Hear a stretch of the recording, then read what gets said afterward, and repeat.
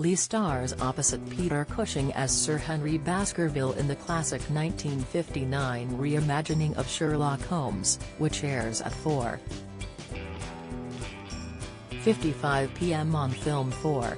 The film, which was crafted by Gothic production company Hammer, sees Holmes investigate the deaths of 200 years' worth of Baskervilles meeting a grisly end, most prominently by being ripped apart by a ghostly hound.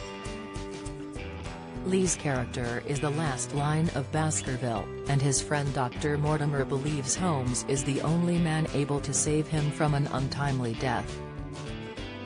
The production was described by Time Out, London, as the best Sherlock Holmes film ever made, with reviews aggregator Rotten Tomatoes claiming 94% of reviews on the film were positive.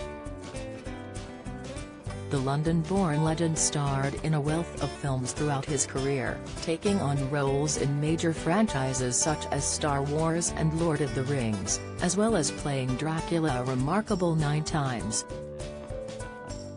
When he passed away in 2015, now Leveling Up secretary Mr. Gove, who was serving as Justice Secretary at the time, described Lee's character, and what it was like to star in a film alongside him. In an unexpected departure from politics, Mr. Gove played a minor role in the 1995 film A Feast at Midnight with Lee, and had the chance to get to know a little bit about the man behind the legend. To begin with, Mr. Gove noted how prior to Lee's career on set, he was a prominent figure during World War II. Reports show he enrolled in a military academy in 1939 when war was declared, and volunteered to fight for the Finnish army against the Soviet Union during the Winter War.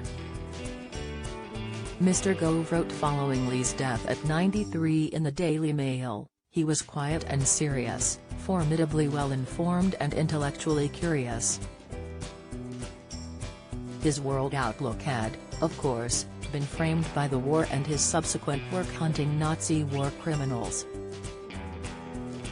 He knew the evil of which man is capable, and knew also that quiet civility and traditional custom, inherited institutions and respect for past wisdom are some of the best defenses against barbarism mankind has devised."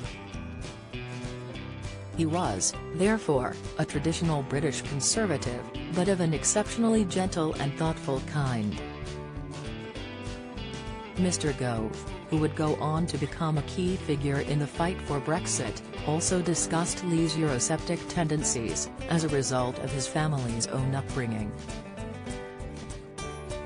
The politician said, seeing what had happened to the Italy of his mother in his lifetime, and also to other nations where the thin crust of civilization had been broken, he was deeply attached to our democracy, and deeply suspicious of what he saw as the anti-democratic tide of European integration. He was a great fan of David Cameron, and believed him to be one of the best prime ministers he'd seen in his lifetime. He would, I am sure, have not been in the least surprised to see the Conservatives secure a majority last month. Mr. Gove added, but loved this country as he did so deeply. Sir Christopher's greatest love was for his wife. Seeing the two of them together, so obviously devoted and happy, as I left that flat in Cadogan Square, is an image I will cherish.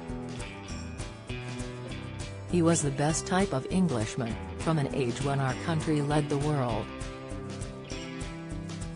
I shall miss him.